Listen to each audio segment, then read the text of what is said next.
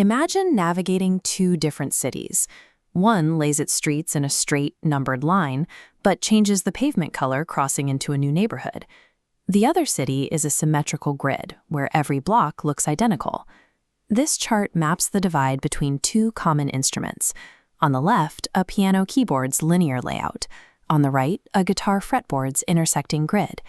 Comparing them means choosing between two distinct mental maps. Their priority is the ability to transpose keys quickly and shift between different modes using spatial memory, rather than relying on academic reading. Evaluating these instruments requires looking past which is better and instead matching the structural logic of the tool to your specific musical goals. The piano keyboard is an absolute map of pitch. It progresses in a single line from left to right, moving from lowest notes to highest. This layout makes the key of C major a powerful entry point for learning. Because C major has no sharps or flats, it lives entirely on the white keys. For a beginner, the visual clarity is unmatched. You can literally see the intervals. A whole step looks like two keys with a black key nestled between them. A half step looks like two white keys sitting flush against each other.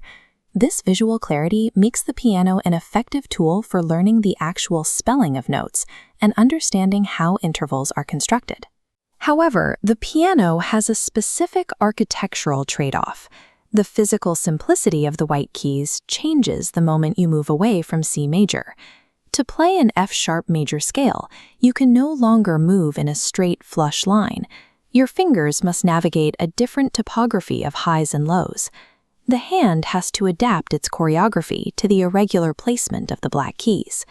The underlying theory is the same, but the piano forces you to learn 12 different physical patterns to play the same type of scale. The guitar approaches this differently. The fretboard relies on relational geometry over an absolute linear map. On a guitar, learning a scale means memorizing a specific geometric shape on a grid. If you learn a single geometric shape for a major scale on the guitar, you have not just learned one scale, you have effectively learned all 12. To change keys from G major to A major, you do not change your finger pattern at all. You simply slide your entire hand 2 frets up the neck. The structural relationship between the notes remains completely intact. This grid applies to more complex concepts, like modes. Playing in the Dorian mode is simply shifting your starting point within the established shape. You do not need to memorize a new set of accidentals for each mode. You just learn how the pattern shifts relationally. The guitar turns music theory into a system of transposable spatial shapes, which can act as a shortcut for improvisation. But the guitar's spatial shortcut has its own structural challenges. The guitar is largely tuned in perfect fourths, creating a consistent grid across the bottom strings. However, the jump to the B string changes to a major third, breaking the symmetry. Any geometric shape crossing this threshold must be physically warped to stay in tune. This irregularity, combined with the fact that one note can be played in several different locations on the neck, makes learning absolute pitch spelling on the guitar a complex task. The daily reality of these two instruments is a trade-off.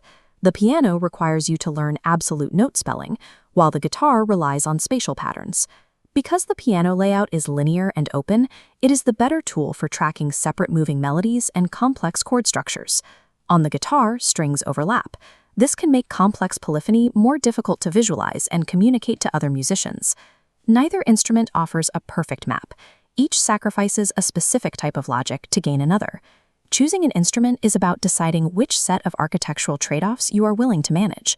If your goal is absolute clarity, visualization of harmony, and understanding the linear relationship of intervals without confusion, the piano remains unrivaled. It forces you to learn the actual spelling of the notes in every key.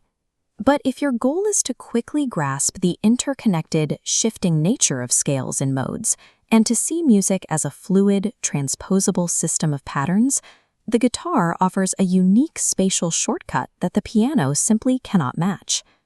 This was brought to you by Notes and Silences. Thank you for listening.